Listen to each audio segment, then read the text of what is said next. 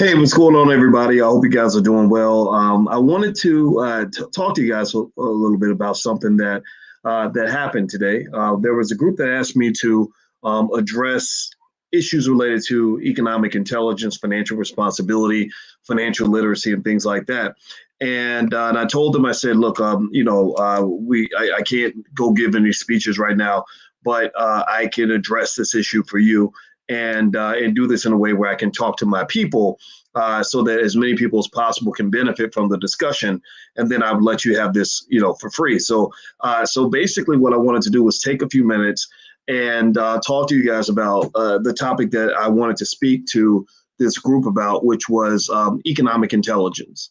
And economic intelligence came to mind today, and financial addiction actually came to mind today because I actually had a crazy conversation. The weirdest thing in the world happened to me today. I spoke to my long lost brother. My long lost brother, his name is Ryan, and Ryan and I share a father. And my father's name, my biological father, his name is Boyce, just like mine. But I do not know the man. I do not know him well enough to love him or hate him. He died a few years ago, and I haven't spoken to him probably in about 20 something years. It didn't bother me because I wasn't missing anything. I had a great man that raised me, and I just never had that void. Now, I talked to Ryan today, and we were talking about my father, and I was asking him about what kind of man he was and things like that. And I thought about him as I was also actually processing this conversation I wanted to have for Miss Portia Steele. And it looks like her event is called the Emancipation Movement Rising Above the Shackles. And so Ryan and I, fascinatingly enough, had a conversation about generational curses that are driven by all the factors that keep Black people oppressed, that keep Black people stuck, that keep us from moving forward, that cause us to harm our children. We talked about my father, who honestly, to be 100% real with you, I'm here to tell you guys the truth. He wasn't a man that I would brag about. I don't look at him and say, yeah, that guy was really doing it. He was on his stuff. I don't think his family feels that way about him either. I think that they felt the need to apologize for his behavior, and they should be apologizing because his behavior created a lot of confusion. His behavior, unfortunately, led to a lot of division where there were relatives and people in the family who felt left out. Felt left out because, you got men sometimes that splatter kids everywhere all over the country, and the kids feel abandoned, they feel left behind. And again, I'm sure that there's worse examples out there. I've seen guys that have had 27 or 28 kids, and just the kids are just kind of everywhere. So he didn't do all of that. But at the same time, I would be lying to you. I would be absolutely lying to you if I told you that he was some sort of extraordinary dude, because based on what I've seen, he was not that guy. Now, why do I bring up this story about, this conversation with my estranged brother and my biological father, right? We're talking about economics, right? Well, here's what led me to think about it in this way. From what I understand, my biological father went to prison for drugs. I don't know if he was a deep addict. I don't know how much of a user he might have been. I don't know what was going on with the drugs exactly, but drugs is in there. And a lot of you, give me a yes or no if you have had a relative who has been hit by drugs and it caused them to do things that they wouldn't have done otherwise. Give me a yes or no if drugs have affected your family. Have you had somebody get addicted to drugs? Type yes. If you've had somebody in your family get killed over drugs, put yes. If you've had somebody in your family go to prison over drugs, type yes, right? So that's a triple whammy of where drugs and addiction have harmed our community in a terrible way. Drugs and addiction have caused fathers to not be there for their kids. Drugs and addiction have caused mothers to abandon their babies. Drugs and addiction have caused families to fall apart. Drugs and addiction have caused people to go to prison. Drugs and addiction have caused death in the street. Drugs and addiction has created not just the survivor's guilt of those of us who made it through all of that, but the trauma that you've experienced from watching people die over drugs, watching people that you love disappoint you over drugs. And so I think about my father, and I think about addiction, and I think about how I wonder out loud if his addictions caused him to be less of a man than what I wished he would have been, right? And so I thought about that in terms of generational curses and the various addictions that we as Black people may be affected by that may cause us problems. Now, we talked about drugs. If you want to know why I am so adamantly anti-drug, it is because I've seen what addiction has done. I've seen it up close. I've seen it from a distance. I've seen it too much to even play with drugs. There was a professor by the name of Carl Hart. Carl Hart is a professor at Columbia University. He is the head of the psychology department. Well, Carl Hart did an interview where he was talking about drugs like meth and heroin like it's no big deal. Like, oh, I just use a little meth just because I want to relax, and I use a little heroin because of this. And the thing was that I respect Dr. Hart. He's the head of the psychology department at Columbia. I'm sure he's a very smart man. But when someone reached out to me and they said, would you like to interview Dr. Carl Hart because you were talking about him and maybe you should have a conversation with him on your show? Well, I said I can't have that conversation because I would be triggered. I would be triggered by such a conversation because I have a big problem with drugs, and I don't believe drugs are to be played with because I've seen what drugs have done to Black people. Now, maybe I'm just overdoing it. Maybe I'm overreacting. I don't know. I've never taken a drink of liquor. Scratch that. I've taken maybe 1 or 2 drinks of liquor in my life, but I don't mess with liquor. I don't mess with any mind-altering substance because I have seen what drugs have done to the Black community. I have seen addiction cause a Black man to be a little boy. I've seen addiction cause families to tear apart. I've seen addiction cause all kinds of death, pain, destruction, disappointment, everything else. So I don't play with addiction, period.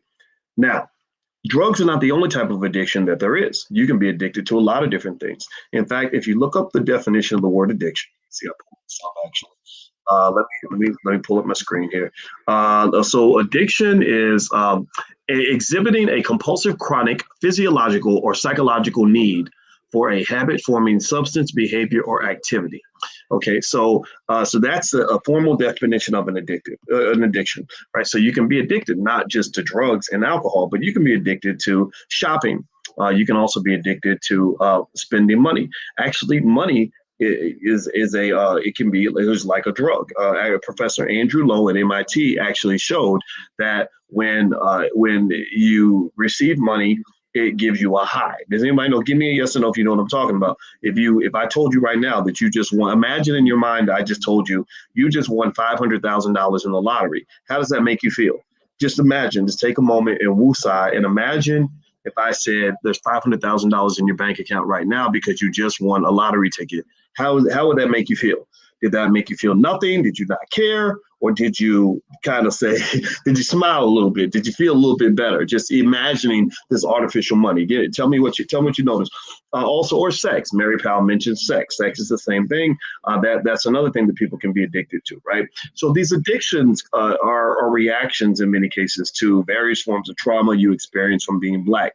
Addictions can be coping mechanisms just for dealing with the stresses that come with life on a daily basis. So even shopping addictions can sometimes be a reaction to the fact that you're not happy, you are depressed. A lot of wealthy people get depressed and they go shopping, and they have what they call retail therapy because spending money can be like an addiction. And the other thing about addictions that's interesting, I'm not an expert on addiction.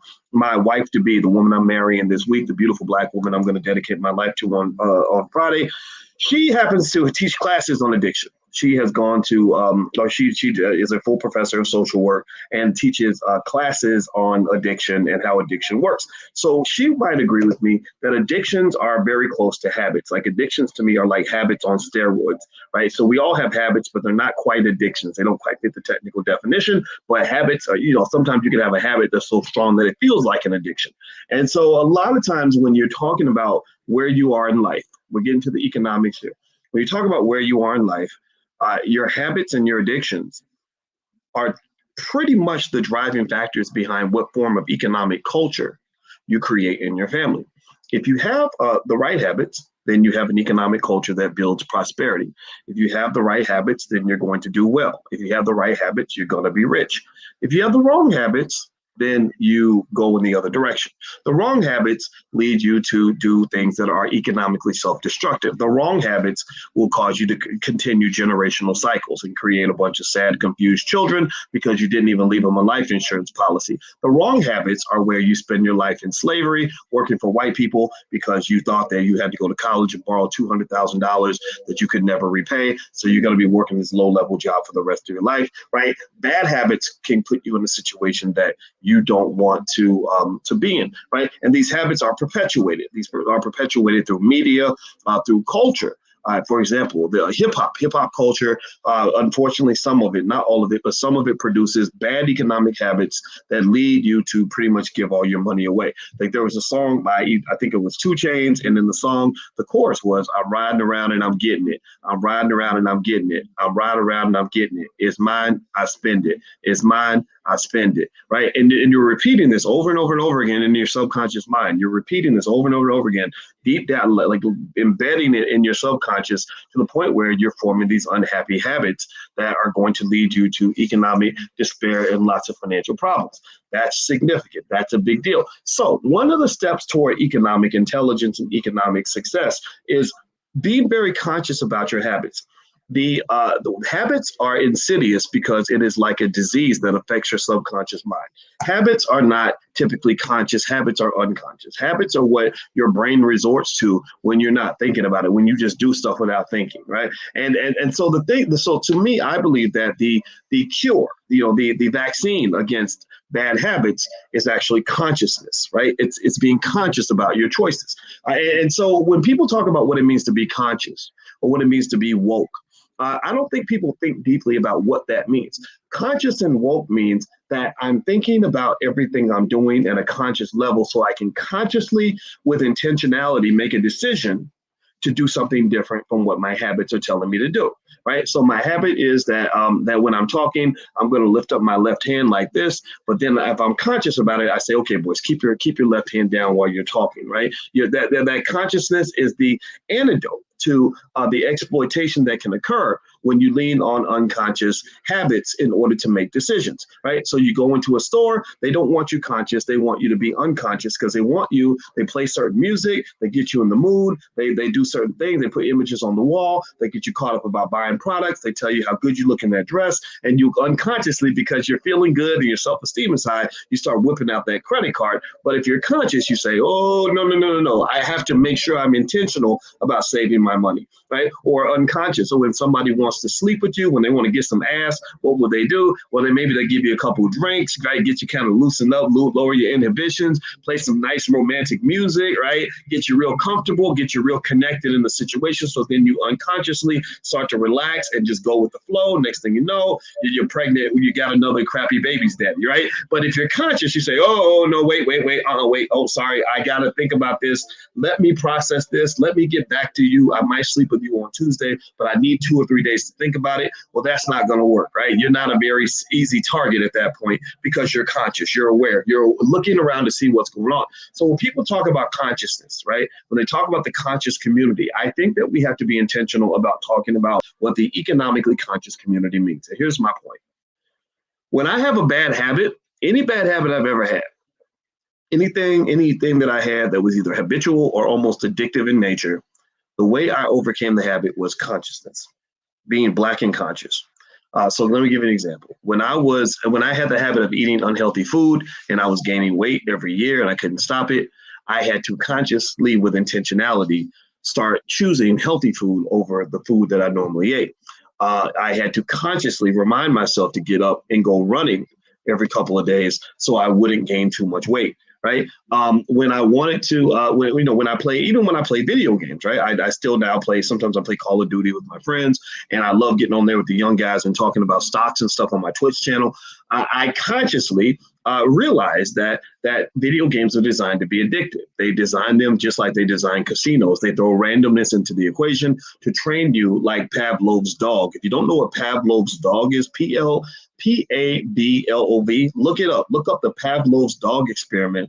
And Pavlov's dog is the way they train you to become addicted to casinos. That's how they create gambling addiction. It's done through the randomness of it all. You're addicted to that, right? So literally, when they created these video games, they throw in randomness to get you addicted, right? So when I play the video game, what I notice is that when I start getting into it, I start engaging in the bad habits of an addict. I'll sit there, and one of the signs of an addiction is when you go on a binge. If you ever talk to a crackhead goes, and they'll do something weird. Like they'll go to a crack house and they will sit there and they will smoke crack for 2 days straight. They won't eat.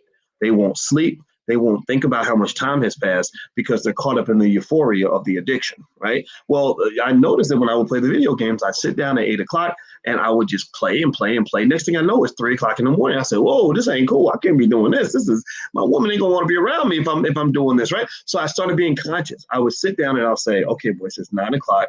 We're gonna stop at 10:30." Right. And then so in my head, I'm consciously thinking about every little step to the point where you're not going to suck me in through your subconscious addictive process. Well, the same thing is true with money.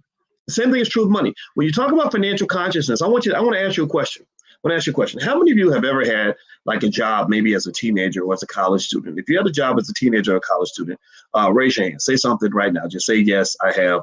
If you've ever had a job, like a low paying job, maybe a restaurant job or something like that, or maybe you made a little bit of money, maybe a couple $100 a week or something like that. Has anybody ever gone through that? Okay, so I had a lot of jobs when I was in high school. I used to work at Wendy's, Taco Bell, all this other stuff.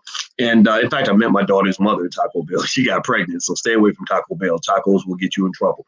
And so anyway, I used to get this money. I used to get this check, right? And then I did what teenagers do.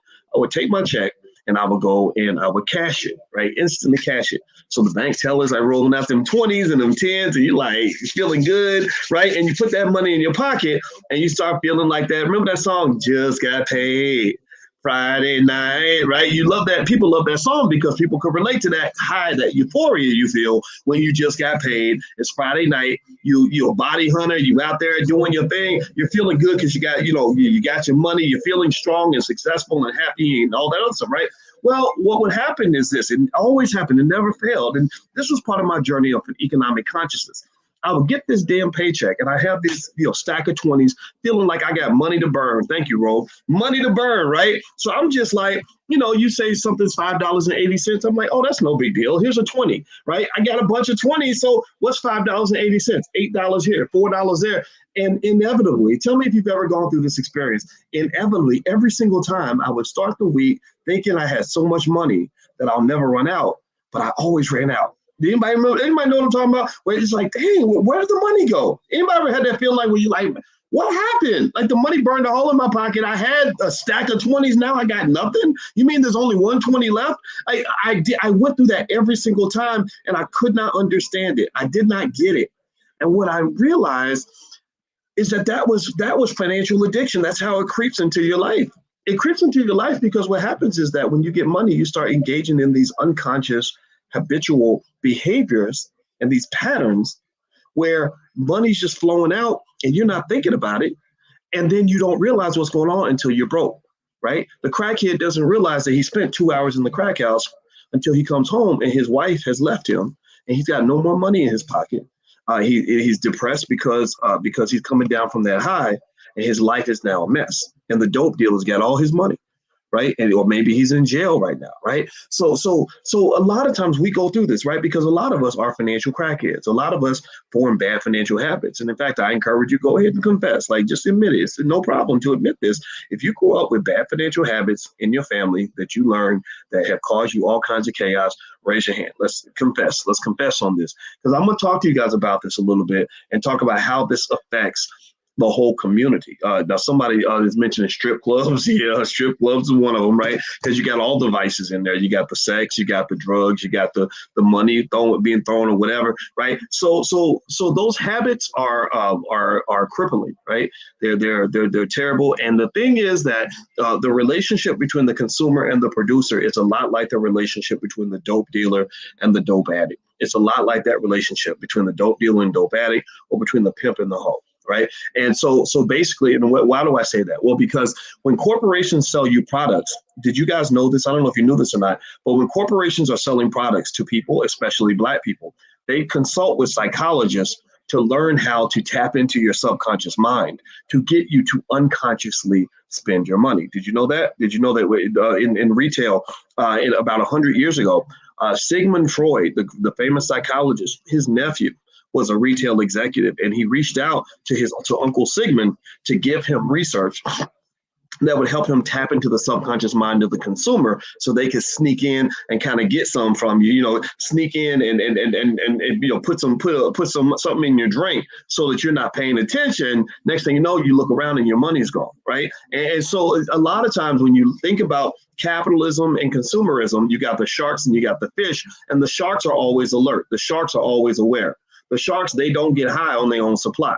Right? The dope dealers don't get high on their own supply. Ice Cube told you that a long time ago, right? So they don't get high on their own supply. The person running the club is not the one who's getting pissy drunk. He's not drinking himself into a corner. But he's telling everybody else to drink up. He wants you to drink so that he can get you relaxed, so that you will unconsciously continue to spend money, buy up the bar, buy bottles for everybody, right? And he's in the back counting his money. He's back in the back being financially conscious. Do you get what I'm saying? Do you understand what I'm saying? Do you understand that how capitalism becomes a game of pimps and hoes, right? Now, I'm not telling you to go pimp anybody. I'm just telling you not to get pimped, right? And the way you don't get pimped is you engage in conscious behavior. A conscious person doesn't get pimped that easily. They say, oh, wait, what are you doing? Like, why you got your hand in my pocket, right? A conscious woman, you can't take advantage of a conscious woman. She's like, no, I don't need to drink that. No, I bought my own bottle of whatever, right? And I don't need you to make me a drink, right? A conscious consumer says, oh, no, sorry, I get it. I hear what you're saying. I know you're trying to get me in the flow and get me excited because you're giving a good sermon or you're doing a good rap song about why I need to buy this and buy that, but I'm not doing that because I got goals, right? I have conscious choices, conscious behaviors, economic consciousness that is leading me to question and challenge every single thing that you put in front of me. There's nothing that you can get me to do that I'm not going to be aware of and really stop and reflect on before I commit to that thing. I'm not just going to go with the flow. I'm not just going to follow the trend. I'm not just trying to be cool. I'm not trying to just fit in. I'm not trying to just let you do whatever you want to do. Every single thing you want to do, I'm going to take time and I'm going to think about it, and I'll get back to you on Tuesday. Imagine this. Think about this. Imagine how many fewer babies, mamas, and babies, daddies we'd have in the world. How much less baby mama drama we would have if every time two people had to have sex. Imagine if there was a 2-day waiting period. Like, ladies and men, like, gentlemen, can you think about this? Imagine if every time you wanted to have sex, you had to stop, you had to go fill out a form, and you had a 2-day waiting period, just like they do with a gun, right? The only difference between sex and a gun is that sex is probably more dangerous and more impactful, right? In one hand, with a gun, you can end a life, but with sex, you're creating life, which I don't know which one's more impactful, but both of them are a pretty big deal. So with a gun, they have the waiting period to calm you down, so you're not going to go buy a gun so you can just go kill somebody in the moment. Well, with sex, maybe there should be a waiting period. If that was, think about this. The world's population would probably drop by half if they had a 2-day waiting period before you had sex with somebody. How many of you have a few experiences that you probably take back if you were forced to wait and have 2 days to calm down, cool off, and logically think through the decision, right? That's why he didn't want you to take that time. He wanted you to make that move now and go on your emotion, because your emotion is going to lead you down that path toward unconscious behavior. Right. And so the same thing is true in a lot of spaces. In the stock market, I don't know if y'all know this, but whenever the stock market starts to drop, like, or move up really, really fast or move down really, really fast, they have what they call circuit breakers, where they shut the market down and they say, okay, calm down, cool off, chill out, don't get triggered, think it through, make sure that this works for you, right? Same thing is true in relationships. If you ever form a relationship with somebody and you have a therapist, one thing they'll teach you is how to have a circuit breaker in your relationship. When I'm mad at you and I want to cuss you out and I want to say something horrible to you right now, they recommend stop, take a break, time out. You go in your corner and you go in your corner. We'll come back and reconvene in 2 hours, right? What that does is that gets you out of your unconscious mind and gets you back to consciousness again, where you can think about the long-term implications of your choices, right? There are lots of people who are doing life in prison right now because they reacted instantly to something, maybe under the influence, that if they had a couple of days to think about it, they wouldn't have done it. Right. So I would tell you this. This is what I want to get to here. When you talk about unconscious behavior and financial consciousness, a lot of Black wealth is stolen because they know how to trigger you into unconscious behavior that leans on very, very bad habits that you formed as a child. The habits of working for white people for the rest of your life, you got that when you were a child, right? The habit of believing that money means you're supposed to go spend and go buy Gucci or whatever, new shoes. Those are habits you've had since you were a child. The idea that you want to just go give your money to white-owned businesses and not black-owned businesses is a habit you formed as a child. So buying black is a very conscious behavior. That is literally making you part of the economic conscious community. And so awareness. So financial awareness is one of the most important things you can develop if you want to change your financial habits. That means awareness. What are some examples of awareness? One, do you know your credit score? Do you take the time to kind of just look and see where your credit score is at so you can know where you want to get it to? Maybe look around, see what's dinging your credit, maybe find a way to go fix it. Do you know what your net worth is? What is your net worth? Or where are you right now? Are you just floating along and going along, or have you actually just kind of looked around and said, okay, these are my assets, these are my liabilities, this is where I am in the game? And so that first step toward improvement is awareness. Like, okay, I want to do better. Well, how do I know I'm doing better? I'm not doing better already. How do I know I'm doing worse? Well, awareness is the key, right? To figure out where you are, and then you can figure out where you're going. What else? Do you have financial goals? If you have a goal and you are aware and conscious of that goal and reminding yourself of what that objective is, then what will happen is every time something comes along that tries to distract you from the goal, you're going to say, no, I'm intentional right now. I have an objective. I'm trying to get to the grocery store, right? Or I'm trying to get to my cousin's house, right? Or I'm trying to get to the millionaire status, or I'm trying to get to graduation, or I'm trying to get to that next level, right? You have awareness. Where are you going? Who are you? What are you trying to do, right? Like these awareness things are simple, but it's very important, very effective. How literate are you financially? Are you taking the time to intentionally educate yourself on where the money's at? I am absolutely stunned by how many people are surprised they don't have any money and don't know anything about it. Well, I can't think of anything that I know very little about that I'm going to be good at. I can't, I play, I told you I played that video game with, I started playing with my sons, and now I just play because it's so much fun. I love hanging out with the guys and talking stocks and all that. And I did not know how to play this game. So I was stupid about it. I didn't know what the hell was going on. I can't win. You can't win a game that you never learned how to play. Do you follow what I'm saying? Do you get what I'm saying? So how do you think, why are you so surprised when you're losing the economic game when nobody took the time to consciously ensure that you were taught how to play the game? When I played Call of Duty and I didn't know how to play and I'd never been trained on it, I didn't know what to do, right? So when you ask yourself, why am I losing the economic game? You got to ask yourself, did you get trained on how to play? Capitalism, economics is a game. It is war. It is a competition. The way to win a competition, the first step of awareness in winning that competition is knowing how to play the game. Do you know how to play the game? If you do not, are you at least consciously making the choice to get around people who can make you aware enough of how to play the game so you can know how to win? That is critical. It is simple. It is very straightforward. This ain't rocket science, y'all. This ain't rocket science. There are cultures that just happen. There are cultures and communities that just happen to know how to find all the money. The Jewish community is really, really good at finding the money. Well, that's because when their children are babies, they are working on their financial awareness at a very early age. So your child is 7, their child is 7, your child spends money at the candy store like that. The little Jewish kid is counting the money, and he's set up a little business. He started selling candy to your child and is collecting money from your child because your child is looking the other way. They're not conscious. They're not paying attention. Well, he's counting all the money because he's consciously aware of where the money resides and how to get it. Okay, so keep that in mind. I know that's a stereotype, but it's true. There are communities that, in the essence of their very culture, teach economic consciousness as a rite of passage.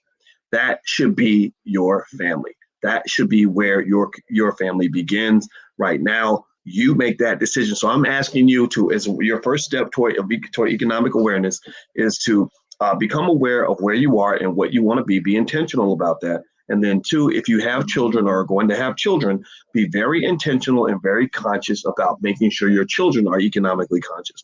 If you do those little steps, then your children are going to be up here. All the other Black kids, unfortunately, many of them are going to be down here.